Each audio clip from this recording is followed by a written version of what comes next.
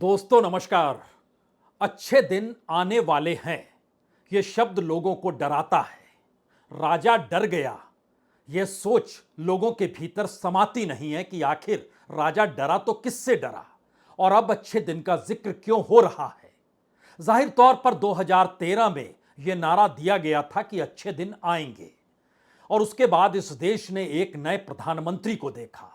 उस प्रधानमंत्री के काल में 10 बरस में जो कुछ इस देश में हुआ, उसमें अच्छे दिन एक खौफ वाला शब्द हो गया।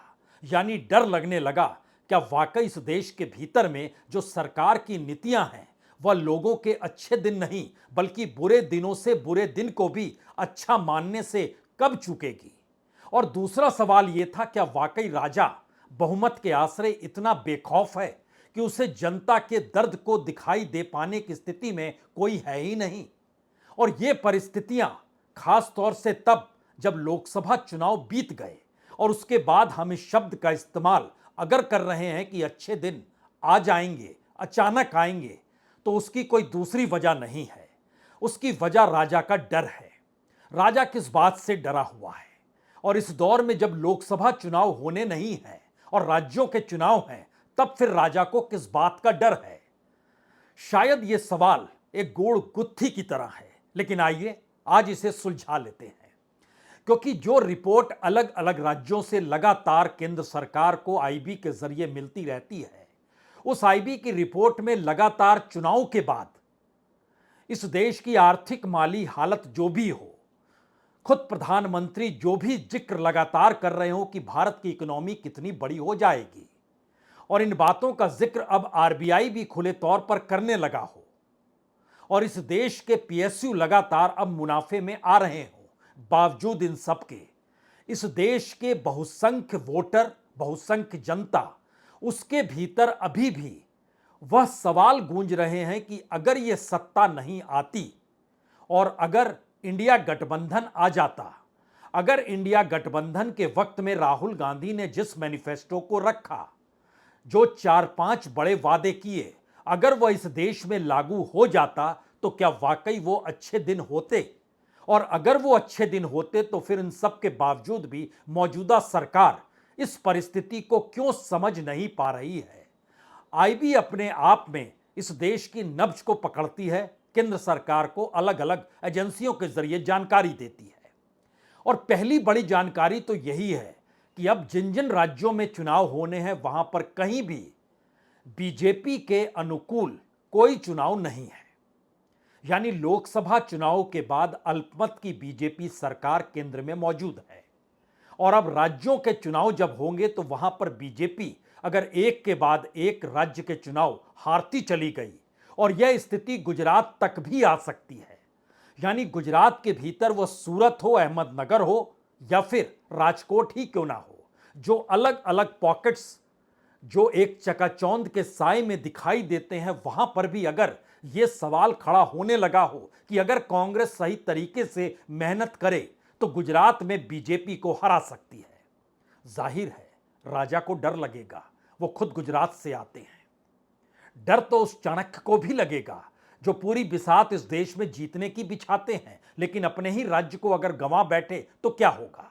तो इस सिलसिले को पकड़ने के लिए आपको अब यह समझना होगा कि दरअसल राहुल गांधी ने जिन योजनाओं को रखा और जिस तरीके से रखा, उन योजनाओं का असर यह हुआ कि अब पहली बार जो रिपोर्ट्स अलग अलग सरकार की एजेंसियों के जरिए निकल कर आ रही है, वह खुले तौर पर बतला रही है कि राहुल के जो प्लान थे उसको अब केंद्र सरकार चुराने की स्थिति में है।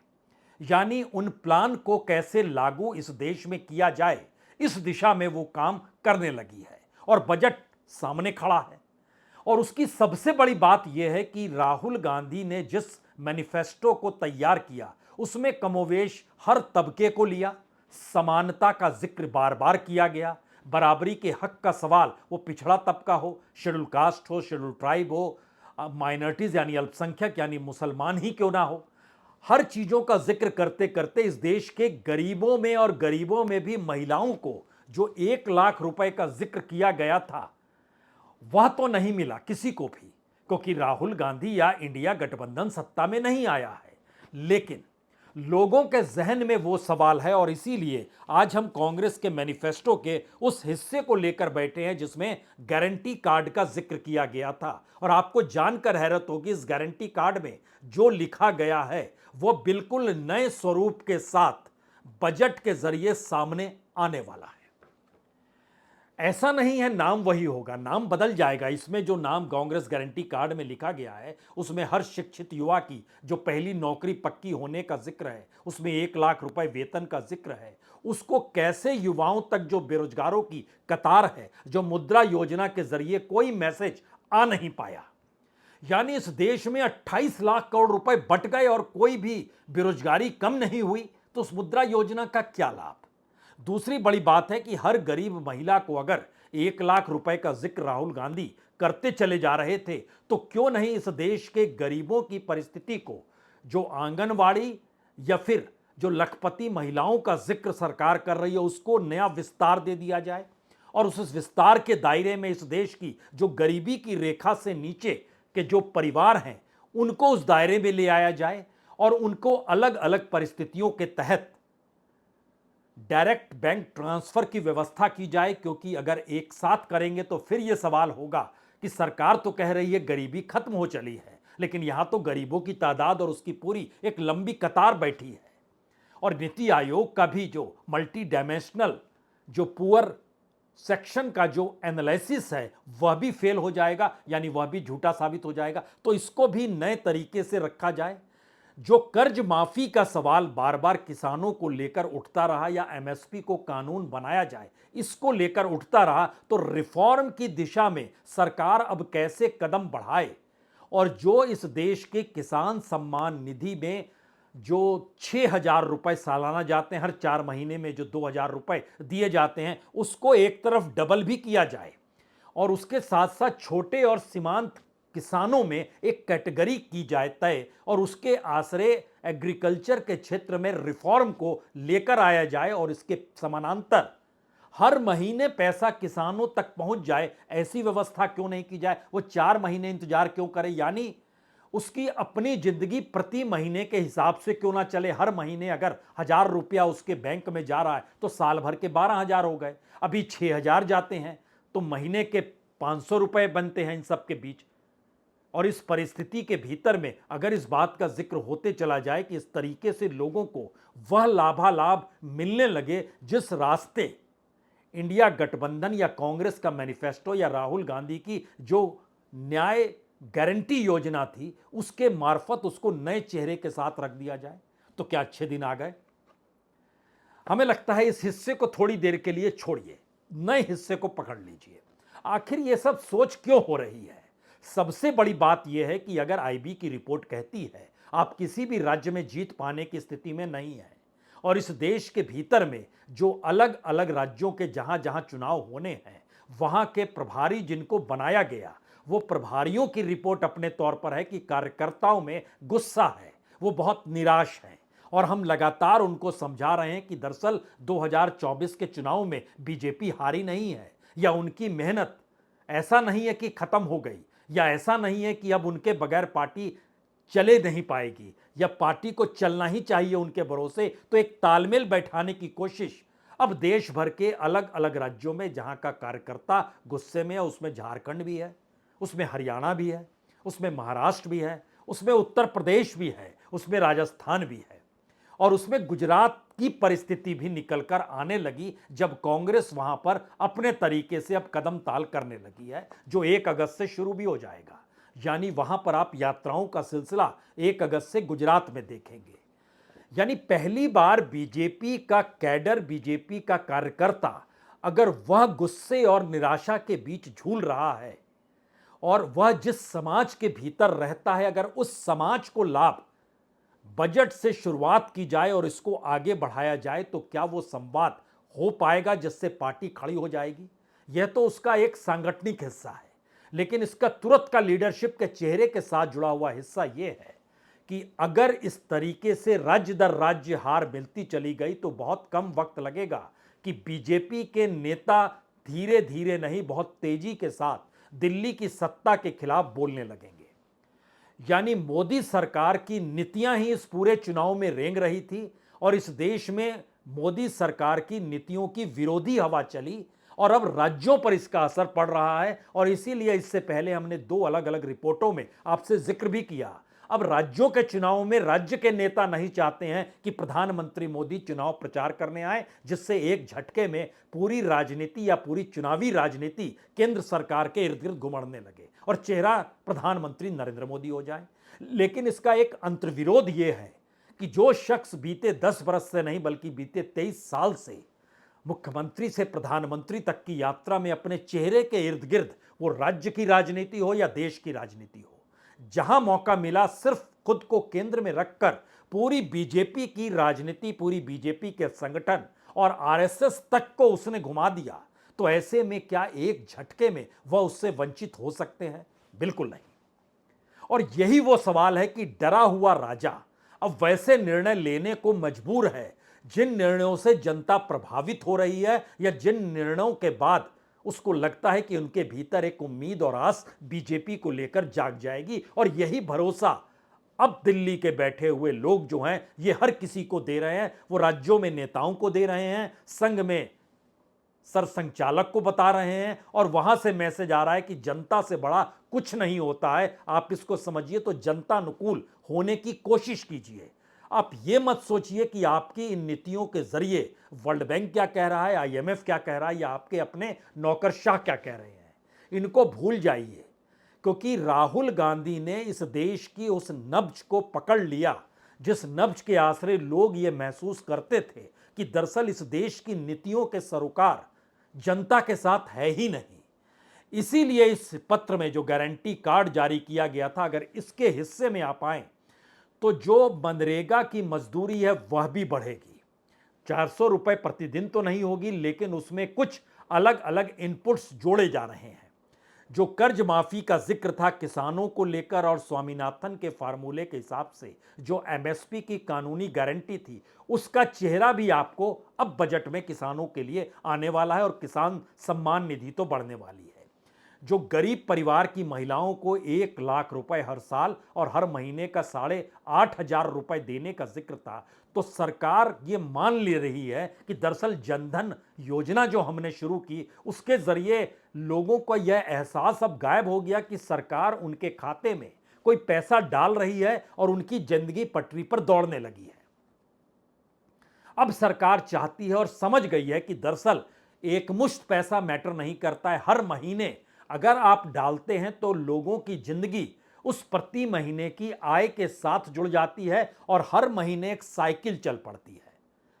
क्योंकि यह बात जो महालक्ष्मी प्लान जो था 1 लाख हर साल और 8,500 रुपए हर महीने देने का जो जिक्र किया गया नारी न्याय के लेकर, उसका हिस्सा सबसे बड़ा रिपोर्ट में यही पाया जा रहा है कि दरअसल आप हर महीने लोगों को आश्रित कर रहे हैं कि यह अपनी जिंदगी, अपनी रसोई, अपने पेट और अपने आप से जोड़ लीजिए इस आय को, और सरकार इसे दे रही है। यानी राज्य दर राज्य जो चुनाव होंगे 3 महीने के बाद महाराष्ट्र, हरियाणा, झारखंड का होना है। और यह बीजेपी को बाखूबी पता है कि इस दौर में उनका मंदिर का नारा फेल हो गया, नहीं चला। कर्नाटक में बजरंग दल नहीं चलाता, देश भर में राम मंदिर नहीं चला। यानी भावनाओं के आधार पर गोते लगवाते हुए वोट पा लेना अब संभव नहीं है। प्रधानमंत्री ओबीसी हैं, लेकिन इस देश के भीतर में ओबीसी के जो हालात हैं नौकरियों को लेकर और आर्थिक परिप्रेक्ष्य में, इन दोनों परिस्थिति में प्रधानमंत्री के ओबीसी होने का घाटा ज्यादा है। अगर वो ओबीसी ना होते तो कम से कम पॉलिसी के तहत सोचते। ओबीसी है तो वो मानकर चल रहे हैं कि इस देश में अगर लीडर ओबीसी है तो पूरी ओबीसी कतार में पीछे खड़ी हो जाएगी। इसका उनको भारी नुकसान उत्तर प्रदेश में हुआ, महाराष्ट्र के भीतर हुआ, हरियाणा के भीतर हुआ, राजस्थान के भीतर हुआ, कर्नाटक में हुआ, तेलंगाना में हुआ। इस पूरी परिस्थिति को समझते हुए अब समझ में आ गया है कि ना मंदिर चलता है ना प्रधानमंत्री का ओबीसी होना चलता। यानी जातीय समीकरण के आश्रय जिस राजनीति को कांग्रेस या राहुल गांधी ने आगे बढ़ाया, जबकि वह खुद ओबीसी से नहीं आते हैं और मंडल की राजनीति से नहीं निकले हैं, बावजूद उन्होंने जिस राजनीति को पकड़ा है उसके दायरे में वामपंथियों के तमाम मुद्दे समा गए। इस देश के भीतर में समाजवाद का नारा देने वाले लोग उसमें ही समा गए। जो राहुल गांधी जिन मुद्दों को उठा रहे थे, गरीबों को ज्यादा रियायत देने की स्थिति इस देश के भीतर में नए रास्ते के साथ कांग्रेस ही लेकर आई।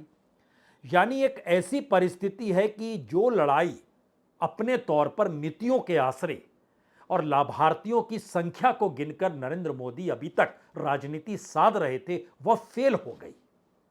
और मुद्दे पहले ही फेल हो गए जो जाति और सांप्रदायिकता के आधार पर चलते, और हिंदुत्व के शब्द ने तो उनकी नींव हिला दी। जब राहुल गांधी ने खुले तौर पर पार्लियामेंट के भीतर कह दिया, अब यह सवाल बड़ा होते चला जा रहा है कि अगर हिंदुत्व शब्द बीजेपी के साथ नहीं है, अगर राम मंदिर का जिक्र बीजेपी के साथ नहीं है, अगर जातीय समीकरण की राजनीति और सोशल इंजीनियरिंग की जो पाठ पढ़ाए जाते हैं वह भी गायब हो गए, तो फिर बीजेपी है कहां पर। और इसीलिए प्रधानमंत्री का एक ऐसा ट्रांसफॉर्मेशन आपको अब देखने को मिलेगा जहां पर उनकी नीतियां उन्हीं आर्थिक नीतियों के इर्द गिर्द घूमेगी जिन आर्थिक नीतियों की बदहाली का जिक्र लगातार 2024 के चुनाव तक राहुल गांधी कर रहे थे। दो सवाल आपके जहन में होने चाहिए। पहला सवाल तो यह है, क्या वाकई राहुल गांधी ने भारत की राजनीति के तौर तरीकों को बदल दिया?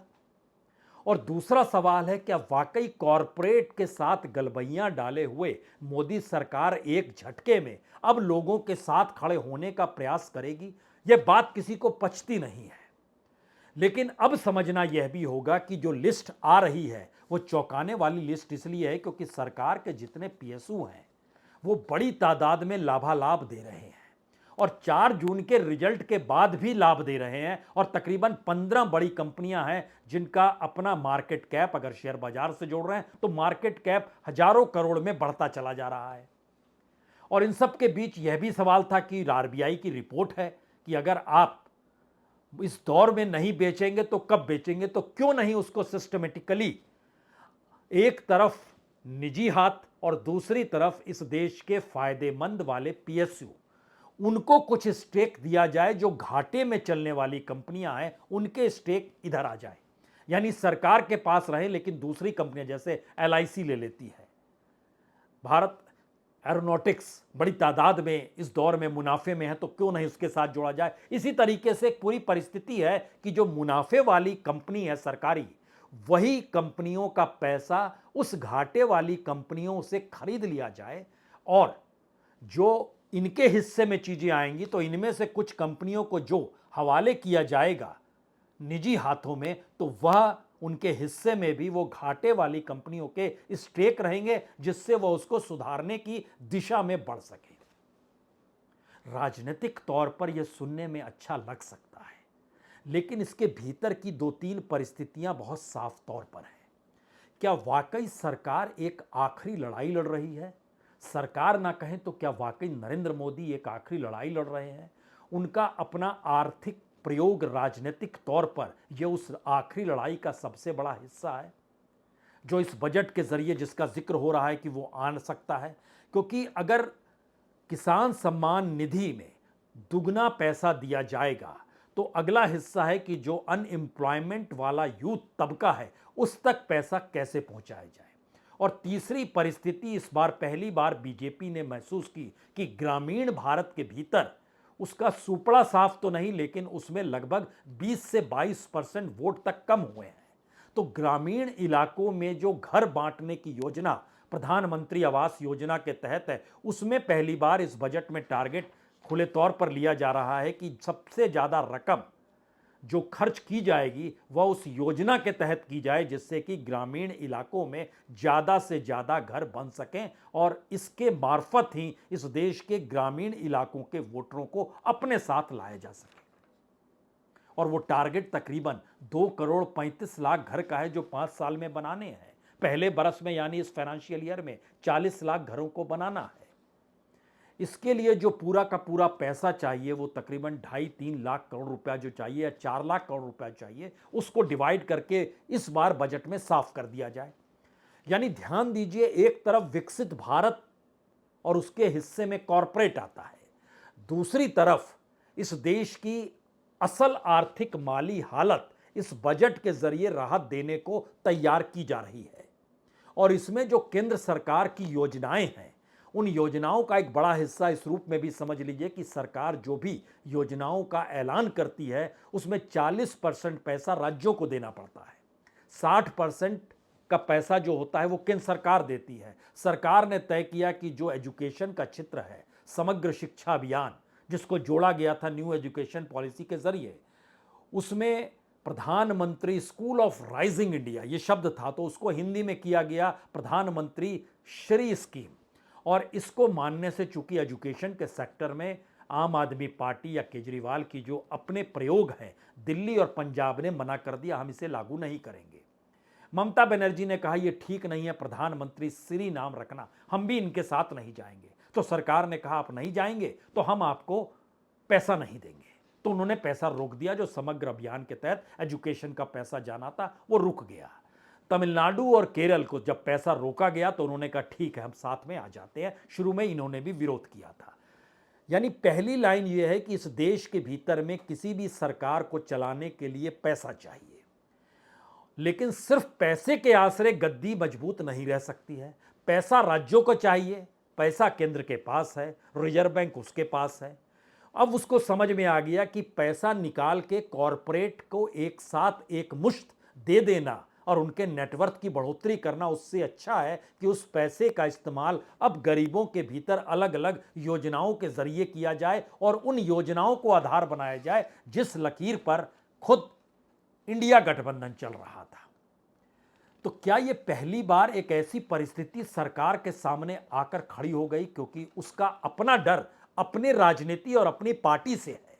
अलग अलग राज्यों में उठती हुई आवाजें उसे डरा रही है। उसे पता है कि 3 महीने के बाद अगर तीनों राज्यों में से किसी राज्य में बीजेपी नहीं आ पाती है तो यह तय है कि बीजेपी के भीतर का शोर, जिस तरीके से आज उत्तर प्रदेश में हार के बाद के शोर को लगातार तमाम विधायक मचाने लगे हैं, यह अलग मसला है कि उसके पीछे दिल्ली है और वो विधायक लगातार योगी आदित्यनाथ का विरोध कर रहे हैं। तो ऐसी परिस्थिति भी आ सकती है कि इस देश के तमाम सांसद और नेता जो बीजेपी के हैं, 3 राज्यों की हार के बाद वो प्रधानमंत्री मोदी को लेकर भी आवाज उठा दें या वो आवाज स्वयंभू तरीके से उठने लग जाए। तब आप क्या करेंगे? क्योंकि चुनाव जीतने के लिए तो संगठन चाहिए और इसीलिए संगठन बड़ा होता है। इसका जिक्र किसने किया? केशव प्रसाद मौर्य ने किया। क्यों किया?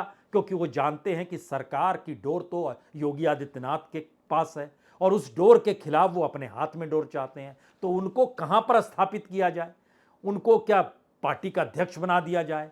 उत्तर प्रदेश की राजनीति में क्या बिल्कुल नए तरीके से मथा जाए? लेकिन डोर तो योगी आदित्यनाथ के हाथ में है। तो ये परिस्थिति बीजेपी के भीतर में हर एक दूसरे नेता से सवाल करने लगी है और इन सब के बीच केंद्रीय एजेंसियों की रिपोर्ट अब केंद्र को ही डराने लगी है कि अगर आपने इंडिया का जो पूरा मैनिफेस्टो था या जो उनकी सोच थी उसको अगर आप जमीन पर ले आते हैं तो फिर विपक्ष उस रूप में खड़ा नहीं हो पाएगा या उसके पास कोई ऐसा हथियार बचेगा नहीं जिससे आपकी घेराबंदी कर सके। क्योंकि यह तो तय है कि महाराष्ट्र के भीतर शिवसेना और एनसीपी तोड़ने के बावजूद भी बीजेपी मजबूत नहीं हुई है। यह भी तय है हरियाणा के भीतर तमाम राजनीतिक प्रयोग कर लिए, मुख्यमंत्री हटा दिया, फिर भी आप कमजोर हो गए। यह भी तय है कि आदिवासी और वनवासी के खेल में झारखंड तक में जब किसी एक आदिवासी मुख्यमंत्री को जेल में डाला गया तो अब नौबत यह आ गई कि इनपुट्स भिजवाए जा रहे हैं कि आप वहां क्यों खड़े हैं, हमारे साथ ही आ जाइए। क्या ऐसी परिस्थिति आ गई? यह मैसेज बहुत साफ है कि राजा डरा हुआ है। यह मैसेज बहुत साफ है कि डरा हुआ राजा अब विपक्ष की उन नीतियों पर ही चलने को मजबूर है जिससे विपक्ष नए सिरे से हर चुनाव में कोई नया मुद्दा ना उठा पाए तो उनकी आर्थिक पक्ष की नीतियों को लागू करा पाने की स्थिति में तो केंद्र सरकार है और केंद्र में तो खुद मोदी बैठे हैं, तो वो तो लागू करा सकते हैं।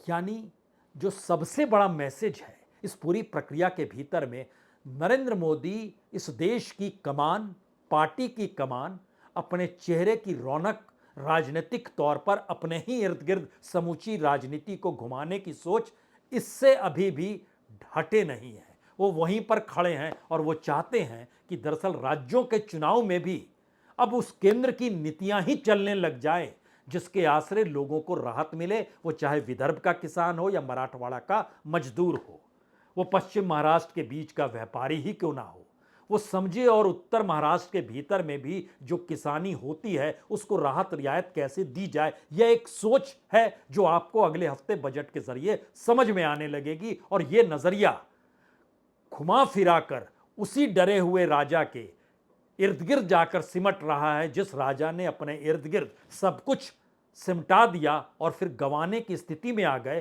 तो खुद को दोबारा खड़ा करने के लिए यह पूरी सियासत की एक नई बिसात है। बहुत बहुत शुक्रिया, बहुत बहुत शुक्रिया।